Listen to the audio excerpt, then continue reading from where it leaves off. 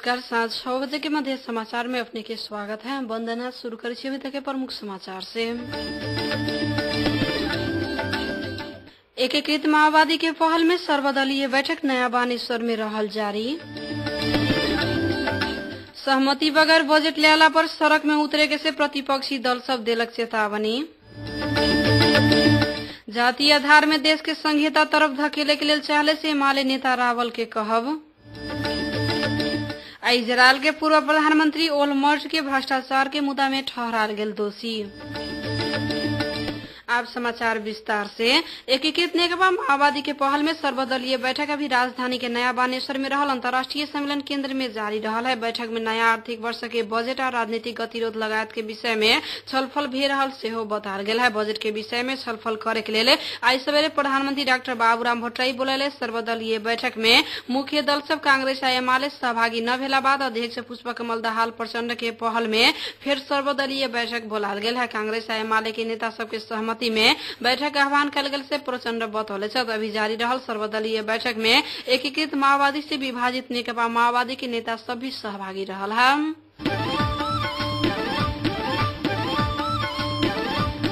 प्रतिपक्षी दल के नेता सब सहमति बगैर सरकार पूर्ण बजट ल्याला पर सड़क संघर्ष में उतरे के चेतावनी दिले है। वहाँ आयोजित साक्षात्कार कार्यक्रम में उ सब काम चलाऊ सरकार पूर्ण बजट ल्यावे न सकत से कहित 1/3 बजट तक दल सब के सहमति में ल्यावे सके के सेहो बतौले छथि। नेकपा एमाले के पोलिट ब्यूरो सदस्य गंगालाल तुलाधरे खाद्य पेट्रोलियम पदार्थ लगायत के दैनिक उपभोग्य वस्तु के जनता अभाव भोग रहल से कहते सर्वदलीय सर्वपक्षीय राष्ट्रीय सरकार के लिए वर्तमान काम चलाऊ सरकार राजीनामा देके रास्ता खुला करे के परत में जोर दिलन। नेपाली कांग्रेस के केंद्रीय सदस्य दीप कुमार उपाध्याय हरेक क्रियाकलाप सरकार असफल भे चुकल से पुष्टि कर चुकल अवस्था में अब काम चलाऊ सरकार संग नया सरकार के लिए मात्र सहमति के वार्ता में कांग्रेस सहभागी होत सेहो जानकारी दिलन।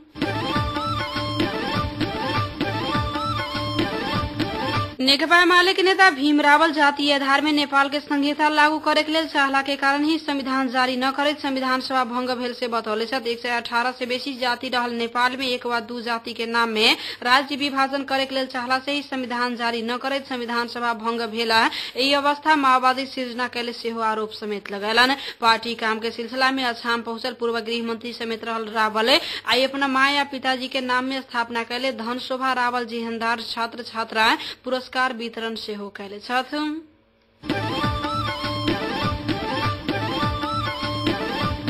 प्रधानमंत्री डॉक्टर बाबूराम भट्टराई आर्थिक समृद्धि और रोजगार के विकास करे के कार्यक्रम सरकार ल्याद से बतौले छथि। बेरोजगार युवा संघ के संस्था राजधानी में कैले बेरोजगारी के विषय में प्रधानमंत्री संग कैले अंतरक्रिया कार्यक्रम में वो अपने सब ल्यावे के चाहले जनमुखी बजट आयला पर ओई के श्रेय एकीकृत नेकपा माओवादी लेत से कह के आउरो दल सब विरोध कैले सेहो बतौले छथि।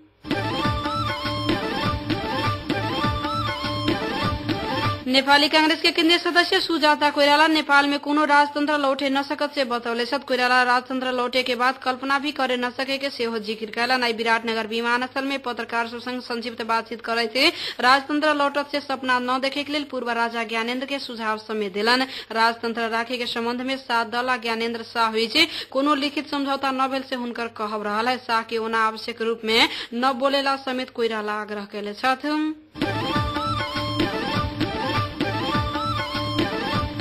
नेपाल स्वास्थ्य व्यवसायी महासंघ आवे वाला साउने गते से लागू है कि जगह वैदेशिक रोजगारी में जाए वाला कामदार के स्वास्थ्य परीक्षण करे के लिए नया शुल्क निर्धारण कैले है। महासंघ के अनुसार स्वास्थ्य परीक्षण शुल्क पुरुष के लिए प्रति व्यक्ति 2,940 आ महिला के लिए प्रति व्यक्ति 3,100 रूपया निर्धारण कैल गेल है। सरकार वैदेशिक रोजगार के लिए खुला कैले मुल्क में जाए वाला कामदार के स्वास्थ्य परीक्षण अभी 250 स्वास्थ्य संस्था में रहल है। स्वास्थ्य परीक्षण स्वास्थ्य तथा जनसंख्या मंत्रालय तोकले ढांचा में होय के प्रावधान रहल है। महासंघ के अध्यक्ष प्रवीण तिवारी वैदेशिक रोजगारी के स्वास्थ्य परीक्षण संबंधी निर्देशिका 2069 सेहो जारी कयल गेल से जानकारी दिलन।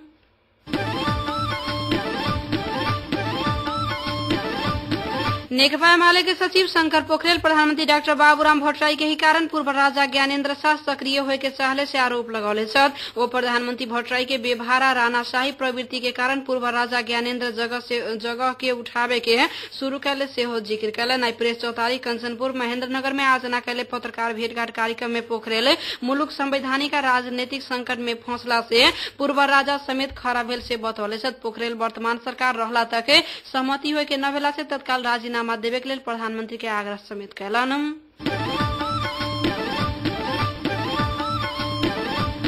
महोत्तरी के धमौरा से प्रहरी 3 गोटे के हथियार सहित पकड़ाव कैले है। इलाका प्रहरी कार्यालय लोहारपट्टी से खटल गश्ती टोली चेक जांच के क्रम में महोत्तरी धमौरा के 22 वर्षीय कोशिब शेख, 26 वर्षीय जुमन कवारी या महोत्तरी बिजलपुरा 30 वर्षीय नागेंद्र मंडल के हथियार सहित पकड़ाव कैले से जिला प्रहरी कार्यालय महोत्तरी जानकारी दिले है।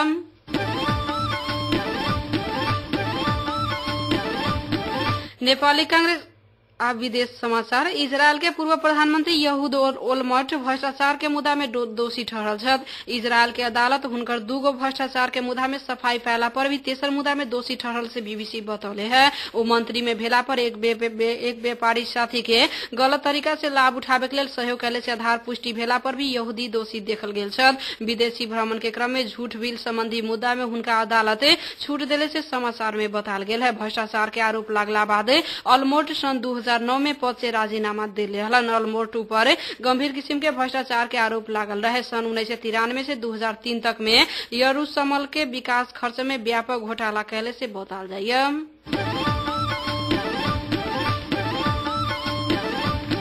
मध्य समाचार के अंत में प्रमुख समाचार एक बार फिर से। एकीकृत माओवादी के पहल में सर्वदलीय बैठक नया बानेश्वर में रहल जारी। सहमति बगैर बजट ल्याला पर सड़क में उतरे से प्रतिपक्षी दल सब दिलक चेतावनी।